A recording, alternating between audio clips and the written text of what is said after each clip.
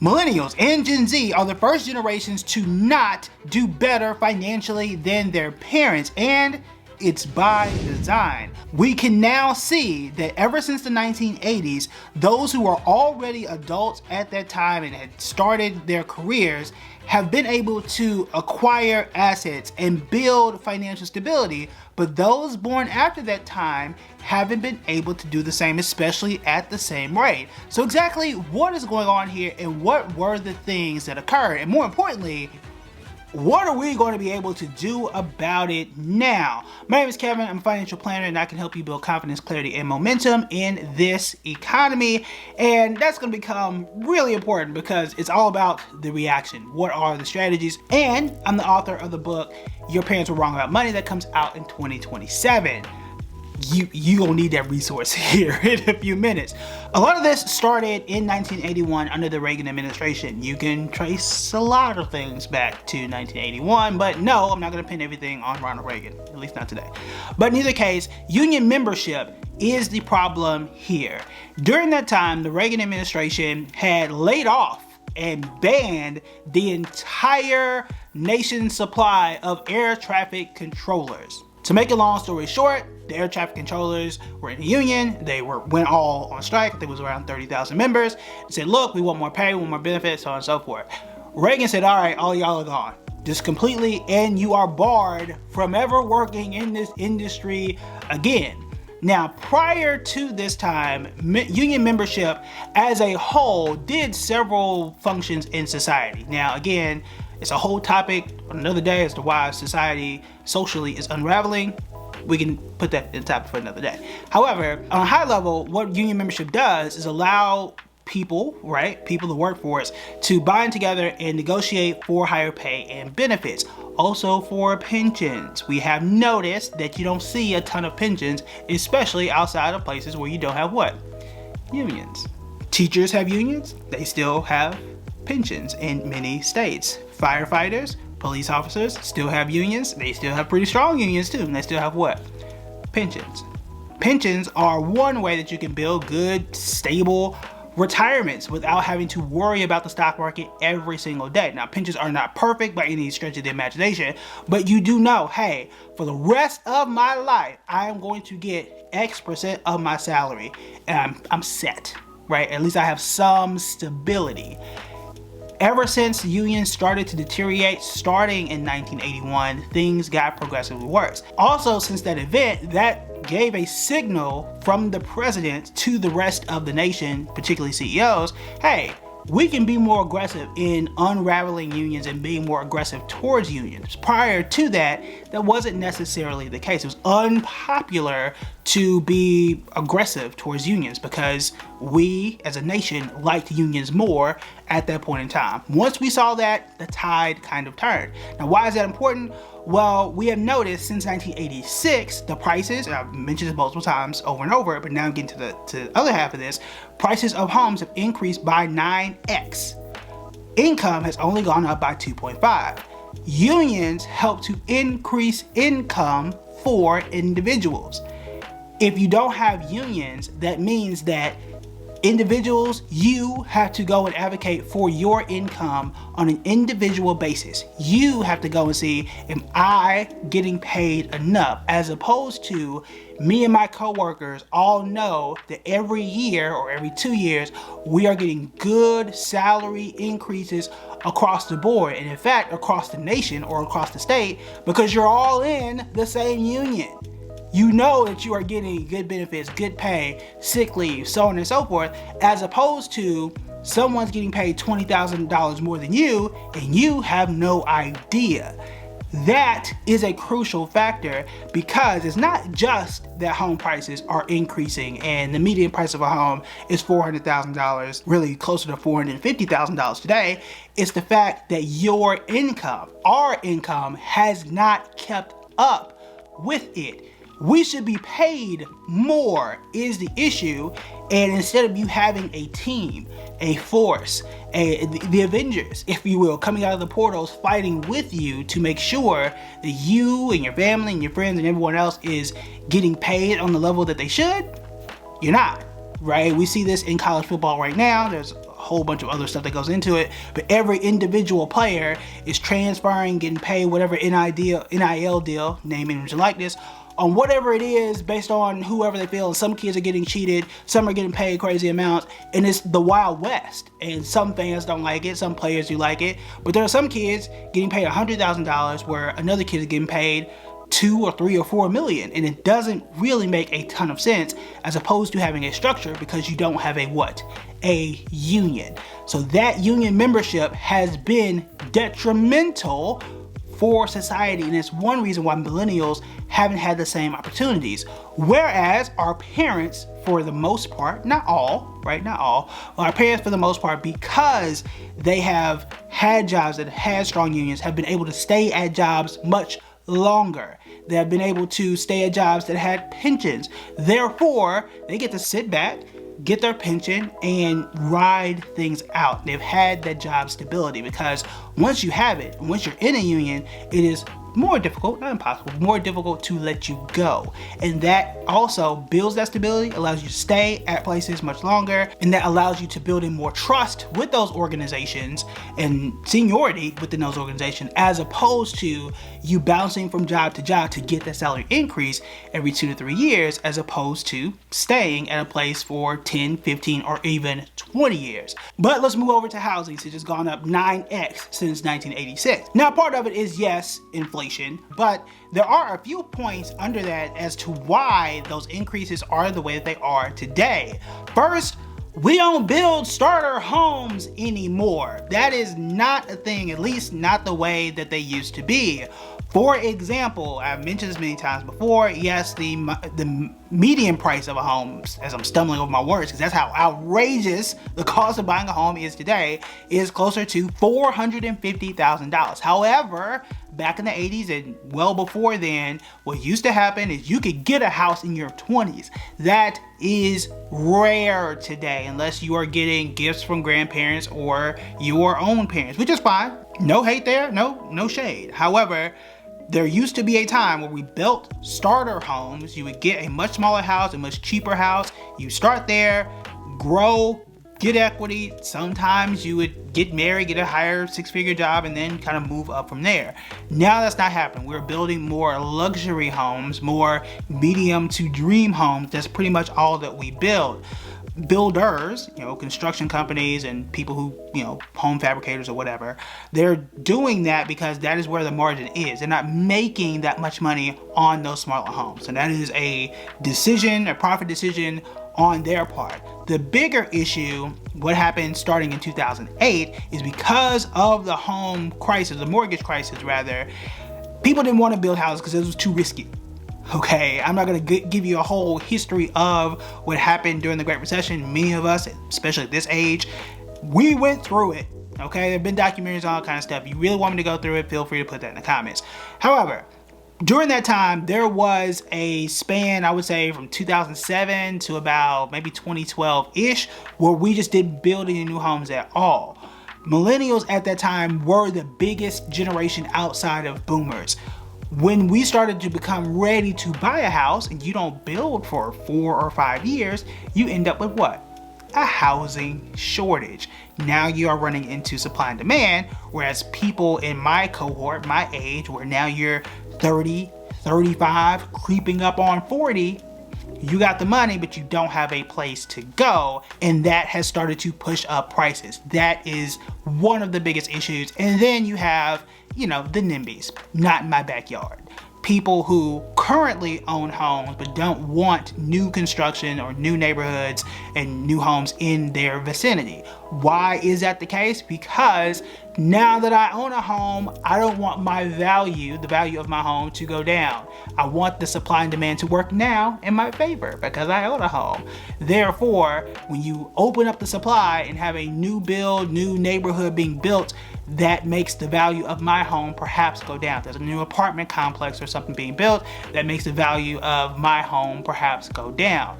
that is another issue that people are running into as well. This has happened all across the country in certain neighborhoods, and people get into large fights about those things. So those are some of the reasons and ways as to why home ownership has become a bigger barrier for this generation that wasn't previously. So you are an adult or coming into adulthood right as the 1980s hit. We're talking 1980, 1981, maybe 1983, but especially before then, you had cheaper homes, especially relative to income, but also starter homes did exist. You could get a smaller home at that time, and they were way more abundant than where they are today. Whereas now, you're not really finding a starter home today. That does not exist in most markets. Not every market, but in most markets. And that is making it harder to build and generate wealth across the board. And then you get into what might be, according to some, the biggest factor here. One of the largest reasons, especially for millennials and Gen Z, is the student loan factor. The amount of money, I think back when I was in college, the average student loan debt was $30,000. I can guarantee you it is much larger today. Is the fact that we have not been able to save as much for a home and other things because so much money is being drained out of our let's say daily budget, our monthly budgets, going towards student loan debt. Now, many people, especially older folks, are saying, well, you didn't have to go to college, you could have gone to community college, could have done all this stuff. First off, it's easier to say all that stuff once you didn't have to go through all that. It's always easier to say you could have done X, Y, and Z when you did not have to go and navigate that type of economy. But what started to happen, especially in the 1980s, we know prior to the 1980s, especially in the 70s, and started to creep over in the 80s, we started to see a lot of jobs being shipped overseas. Now, at that point in time, and the economy does start to ebb and flow, we're starting to see this currently right now, is that manufacturing jobs, people who did not have to go to college and primarily work with their hands, think of like a Ford company, things of that nature, you could graduate, have no degree at all, go to trade school, go to a Ford, get a pension, and be set for life. Once those companies started to get shipped overseas, move to places like China, move to places like Mexico, and go everywhere else but the United States, the thought at that time was go to college, move into the knowledge economy, go and be an accountant, go and be a lawyer. Those are things that cannot get shipped overseas. That is where you are going to get paid. And even if you look at the data on job descriptions, I could put the exact stat here because I've been working on this for the book. What happened is job descriptions began to change. We call this degree inflation, and it accelerated in 2008, but it started to happen in the 80s and then even more so in the 90s. And again, at 2008, it exploded. Job descriptions went from just having a high school degree and a little bit of experience to now the majority of jobs that were being posted required, I repeat, required a college degree. Jobs that didn't need a college degree began requiring a college degree. So if you were somebody who, is born in 1989 or born at any point in the 90s, you couldn't get a decent job unless you had a college degree. That was a fact. That was an absolute fact.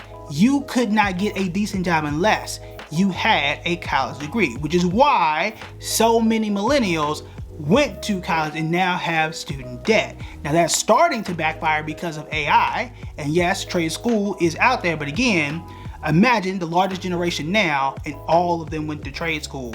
You have too many tradesmen and then nobody in all these other jobs. You wouldn't have any accountants, you wouldn't have any lawyers, so on and so forth. So the supply and demand is going to go back and forth. Now today, some of this is backfiring in that there was a point we've been telling kids, hey, you should not go and major in humanity. You shouldn't go and major in journalism. You shouldn't go and major in X, Y, Z. You should have learned to code. Except now, AI is learning to code for those kids, and now those kids are working at Chipotle, right? So now that's not even working because, again, the thought was you go learn STEM, that that term because it has been so popularized.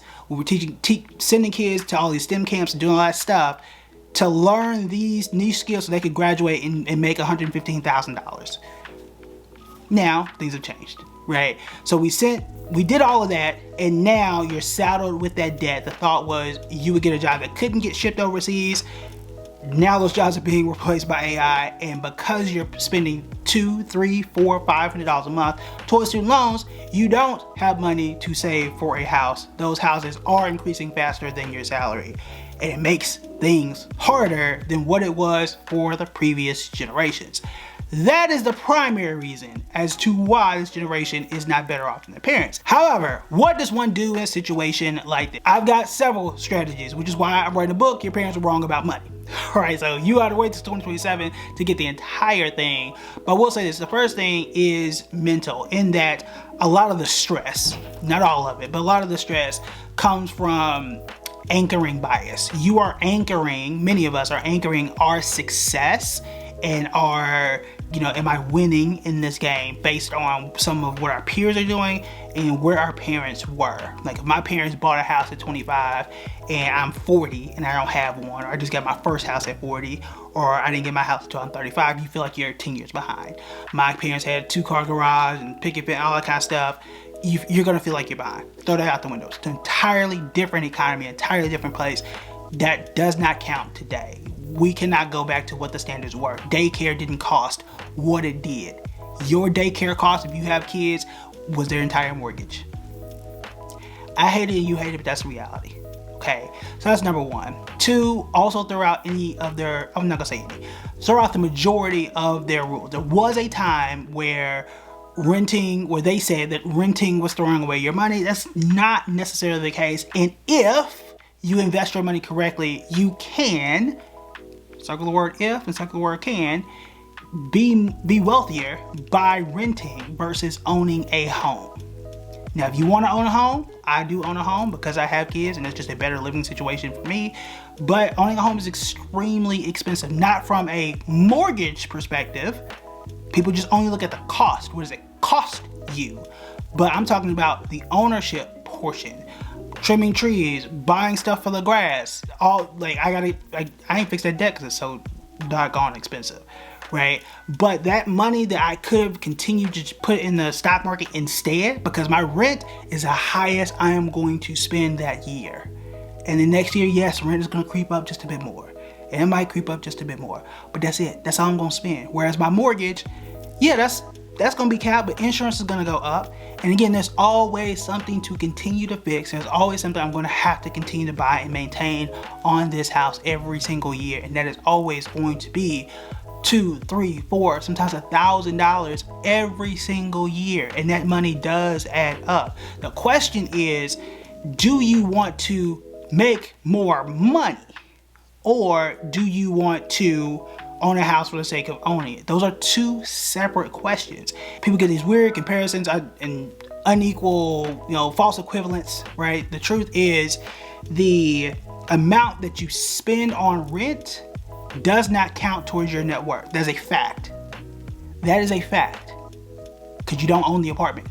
What you put in the stock market is on your net worth, because you own what's in your investing account. So if the goal is to be rich, then investing in the market might be what you want to do. Okay? If the goal is to own a house, you can own a house. Now you might, keyword is might, you might spend more on renting. Those are two separate things, right? Spending more on renting, meaning it's taking more out of your budget, is different than owning more in the market. Okay? One thing, an expense goes on your budget. One thing, market ownership, is on your net worth. Okay, but also, and I would argue perhaps more importantly, is really adjusting those expectations for what is true in this market and how do we have to adjust.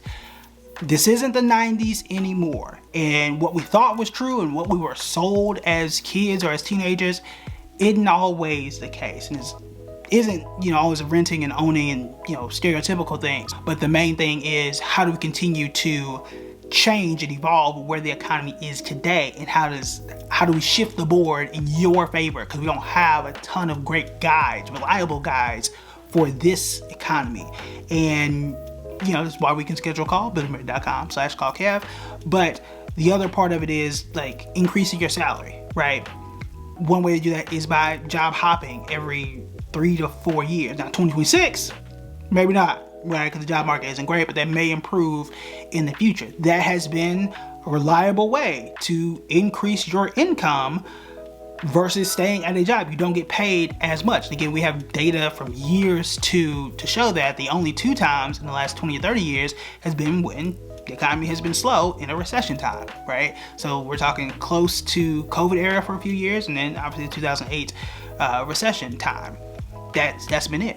Other than that, you outpace by switching jobs every 3 to 4 years ish, and there are plenty of advantages for doing so. You are going to have to evolve and change in a way that was completely foreign back in the 80s and 90s. The main thing though is that playbook that they use, staying at a job for decades at a time and being loyal to the company and owning a house as a primary means to building wealth, having a pension, that's not it. That's not it anymore. I wish it were. That was simple. That was easy. We may not have that. We don't have that anymore. And we are going to have to invest in the stock market. We're going to have to pay more attention to the market. Our parents didn't have to in the exact same way. I'm not saying nobody ever did, but we have to. And the advantage too is we have more access to things in terms of the internet and information. Now you have to filter it way more, and there are less guardrails too, because you can end up on a gambling channel real quick and you're not supposed to be there.